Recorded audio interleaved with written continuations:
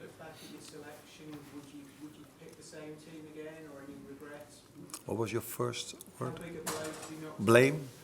Big a blow. Blow, okay. Now it's always a blow to lose a game of football, especially if it leads to going out of a competition. But it's the same selection I did tonight as I did last season in rounds like this. There are many reasons maybe why we've lost 5 out of 6 or 6 out of 7. None of them are good enough to accept losing so many. So I can come up with arguments or reasons, but none of them will how do you say this? Will be enough to go to that standard, because at Liverpool losing 5 out of 6, 6 out of 7 is always too much. But if I look at our performance against Brentford, to use that as an example, 2 days after we played Frankfurt away, I saw there a team that maybe struggled with playing 3 games in 7 days. Again, not an excuse, but to lose that game of football, which is not a complete surprise to me if I see the struggle some players have had in pre-season, and players that came from different leagues, and it's a new challenge for them to play at Premier League and Champions League level 3 games in 7 days. So again, in 2 days we play Villa, and the last time I played a player that we thought was ready for that program, but it turned out maybe that he wasn't, was Alexander Isak, where he went out with an injury. Last time we played Southampton, Giovanni Leone went out with an injury in a game like this, and we got the red card for Hugo Ekitike after 2 yellows. And I think at this moment of time, with only 15, 16 players available, and I'm talking then about players of our squad available, then to add to that this club has always used this competition for their academy players as well, so for the non-starters and academy players.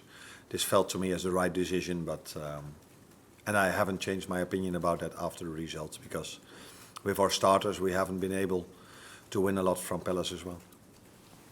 Beth?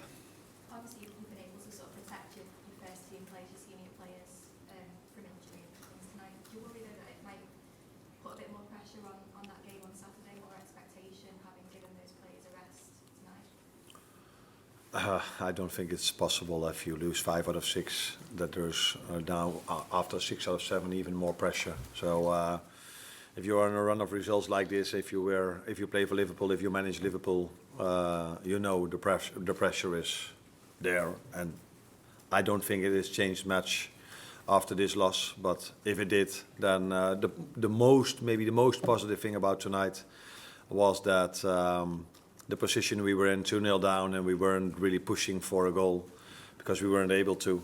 The fans were behind the team, were supporting us, and that gives me the feeling that Saturday, when our players will show how much it means to them, our fans will be incredibly supportive for us Saturday. But again, we face a team that has rested a week to play us, and that's Villa.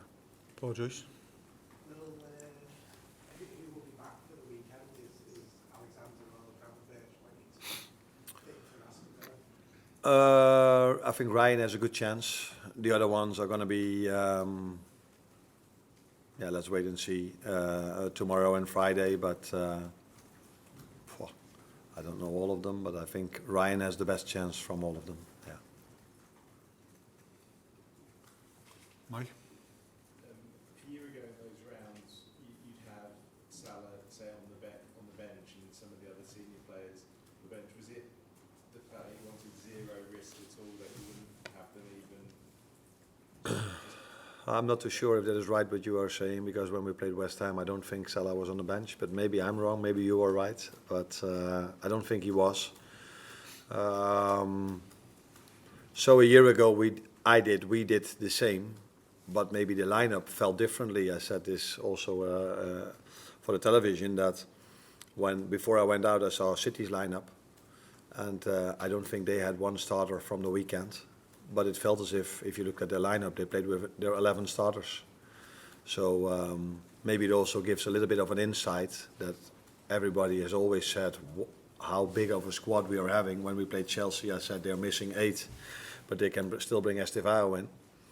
Now we're only missing 4 players at the moment, and already we needed to start with 4 players under the age of 19. And after I made 2 substitutions, we were on 6.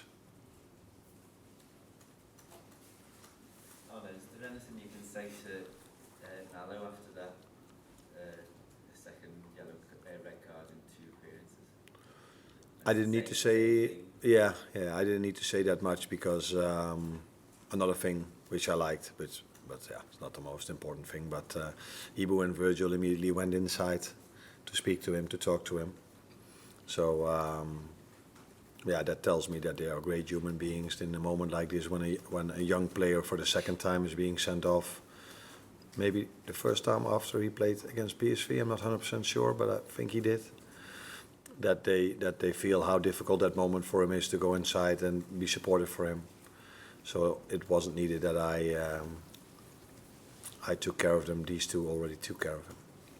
Will, last one. Just the performance on Calvin Rams, that was his first game for Yeah. 3 years. What did you make of that? And the formation as well, 3-4-3, is that something you could look at going forward? No, before I answer the first one, I got the same question a second ago. When we play teams that are playing 5-2-3, it has mostly been that Ryan Gravenberg then is taking the inverted left winger.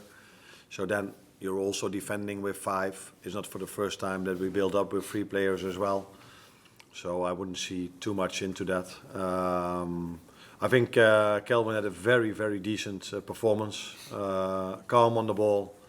Like, I don't know if I said it over here, but the first half hour I think was, I think we had better chances than them actually.